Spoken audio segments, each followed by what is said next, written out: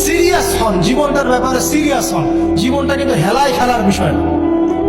একবার চলে গেলে, একবার মৌত হয়ে গেলে কান্নাকাটি কোটি কোটি বছর করলে আল্লাহ পাক আর দ্বিতীয়বার পৃথিবীতে ফিরাই দিবেন, দিবে? তো কি কারণে আমরা আমাদের সময়টাকে হেলায় নষ্ট করছি? সুযোগ আছে কোনো? কোনো সুযোগ নেই। যেই কাজের পরকালীন কোনো ফায়দা নাই সেই কাজে আমি নাই। সোজা কথা বলেন। যেই কাজে পরকালের কোনো ফায়দা নাই সেখানে আমি নাই, এরকম আকিদা রাখবে। ইলম অর্জন করবেন কেন? পরকালের ফায়দা আছে তাই। নামাজ কেন পড়বেন? পরকালে ফায়দা আছে তাই। প্রেমের সম্পর্ক করবো না কেন? পরকালে ফায়দা নাই তাই। এই গান এই মিউজিক শুনবো না কেন? আমি পরকালে কোনো ফায়দা নাই তাই। আমি অহেতুক এসব টিকটকের পিছনে ঘুরবো না কেন? পরকালে কোনো ফায়দা নাই তাই। যে কাজ পরকালে ফায়দা দিবে আমি সেই কাজে আছি। পারা যাবে ইনশাআল্লাহ? আল্লাহ তৌফিক দান করুন। যুবক ভাইদেরকে আমি অনুরোধ করবো যে আপনাদের যৌবনটা আগামী মুসলিম উম্মার ভবিষ্যৎ। এই যে বলে না যে জাতির কান্ডারি হবে অমুক তমুক, কেউ জাতির কান্ডারি হতে পারবে না। জাতির কান্ডারি যদি হতে চায় তাহলে মুসলিম যুবকরাই হতে পারবে। যারা সারাদিন মাদকদ্রব্য সেবন করে এরা জাতিকে কিচ্ছু দিতে পারবে না। যারা সারাদিন হকি স্টিক নিয়ে ঘুরছে আর নির্মমভাবে মানুষকে মারছে এরা জীবনেও জাতিকে কিচ্ছু দিতে পারবে না। ফাসাদ সৃষ্টি করা ছাড়া কিচ্ছু করতে পারবে না। দেশকে, জাতিকে এবং উম্মাকে যদি এগিয়ে নিতে হয় শুধু মুসলিম যুবকরাই পারবে ইনশাআল্লাহ। এবং কারা পারবে? যারা অন্য ধর্মের মানুষ কিন্তু মনটা স্বচ্ছ সৎ, তারাও পারবে। যাদের মনে সততা আছে অন্য ধর্মের হলেও তারা পারবে ইনশাআল্লাহ। যার মনে সততা নাই সে পারবে না। করাপ্টেড দুর্নীতিপূর্ণ মন নিয়ে কখনো দেশের খেদমত, জাতির খেদমত করা যায়। বাংলাদেশের সবচেয়ে বড় সমস্যা দুর্নীতি। বাংলাদেশের 1 নম্বর সমস্যা দুর্নীতি। দুর্নীতি যদি না থাকতো আর সমস্ত কালো টাকা যদি সাদা করা যেত বাংলাদেশের মানুষকে আজকে না খেয়ে মরতে হতো। 65% মানুষকে আজকে এই খাবারের সংকটে ভুগতে হতো না। সামনের দিনগুলো কঠিন হবে, ভয়াবহ হবে, এটা সবাই বুঝতে পারছে, অথচ আপনারা পারছেন না। আল্লাহ পাক আপনাদেরকে বোঝার তৌফিক দান করুন, আমিন।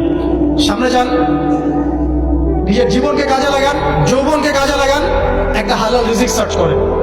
অল্প রিজিকে সন্তুষ্ট হয়ে যান, উচ্চাভিলাষী হবেন না। উচ্চাভিলাষী হওয়ার দরকার নেই, যতটুকু আসছে আলহামদুলিল্লাহ, এটুকুর মধ্যেই সন্তুষ্ট থাকেন, পারবেন ইনশাআল্লাহ। সামনে যাবেন, আদর্শ পরিবার গড়বেন, পরিবারের মধ্যে ইসলাম থাকে। পরিবারের পিতা হবে ইব্রাহিম, পরিবার সন্তান হবে ইসমাইল, পরিবারের স্ত্রী হবে হাজারা অথবা সারা আলাইহিস সালাম। দিনদার ছেলে নাই, বিয়ে নাই। দিনদার মেয়ে নাই, বিয়ে নাই। ওই যেটা আপনি মনে করছেন রূপ সৌন্দর্য হাবি যাবে, কিচ্ছু থাকবে না ভাই, কিচ্ছু থাকবে না। 1 বছর 2 বছর পরে সব শেষ। দিনদার স্ত্রী পাবেন, চোখ বন্ধ করে বিয়ে করে ফেলবেন। আর দিনদার স্বামী পাবেন, বিয়ে করে ফেলবেন। আমার স্বামী কত বড় ব্যাংকের চাকরি করে, কত বড় ডিগ্রি, কত বড় সার্টিফিকেট, এটা পরের ইস্যু। আগের ইস্যু হচ্ছে আমার স্বামী নামাজ পড়ে কিনা, এই লোক আমার স্বামী হতে যাচ্ছে, এর দাঁড়িয়ে আছে কিনা, ইসলাম পালন করে কিনা, ইসলামের প্রতি ভালো ধারণা আছে কিনা, সে আমাকে পর্দায় রাখবে কিনা, এগুলো বড় জিনিস। পরিবার করবো ইসলামিক ভিত্তিতে, ইসলাম নাই পরিবার নাই। এমনকি পরিবার গড়ার পরেও যদি দেখেন যে পরিবারের সদস্যদেরকে বোঝাতে বোঝাতে আপনি ক্লান্ত হয়ে যাচ্ছেন, পরিবারের সদস্যদেরকে দিন বোঝাতে আপনি ক্লান্ত, কিছুতেই দিন বুঝতে চায় না, আপনি আসহাবুল কাহাফ হয়ে যান, তাও ভালো। বুঝেন নাই? আপনি নিজের চরকায় তেল দেন, ওটা বাদ দেন, ওর কবরের হিসাব ওর ছেড়ে দেন, আপনি ইব্রাহিম হয়ে যান, আপনি আসহাবুল কাহাফ হয়ে যান, তাও ভালো। ইসলাম নিয়ে কোনো কম্প্রোমাইজ নাই। পরিবারের সদস্যরাও যদি আল্লাহর পথে চলার ক্ষেত্রে প্রতিবন্ধকতা সৃষ্টি করে, বাদ দিয়ে দেন, দরকার নেই। আল্লাহর জমিন প্রশস্ত, আল্লাহর জমিন প্রশস্ত, আল্লাহর রিজিক প্রশস্ত ইনশাআল্লাহ। আল্লাহ পাক উত্তম আরো কিছু দিবেন আপনি ইনশাআল্লাহ।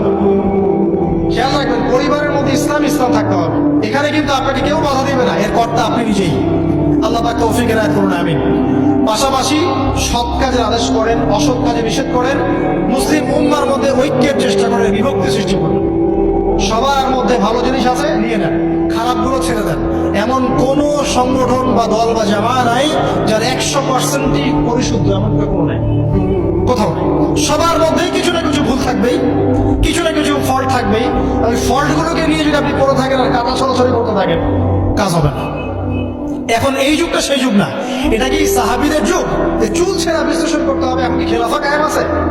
সাহাবীদের যুগে খেলাফা কায়েম আছে, ইসলামিক অর্থনীতি কায়েম আছে, ইসলামিক রুলিংস চলছে। তখন সূক্ষ্ম সূক্ষ্ম বিষয় নিয়ে সাহাবীরা একে অপরের সাথে কনফ্লিক্টে যাচ্ছে। মত পার্থক্য হচ্ছে। আর এখন তো কিছুই নাই, এখন আপনি ওই ছোটখাটো বিষয় নিয়ে পড়ে আছেন, বড় বিষয় তো খোঁজ নাই এখন। আল্লাহ পাক আমাদেরকে বোঝার তৌফিক এনায়েত করুন, আমিন।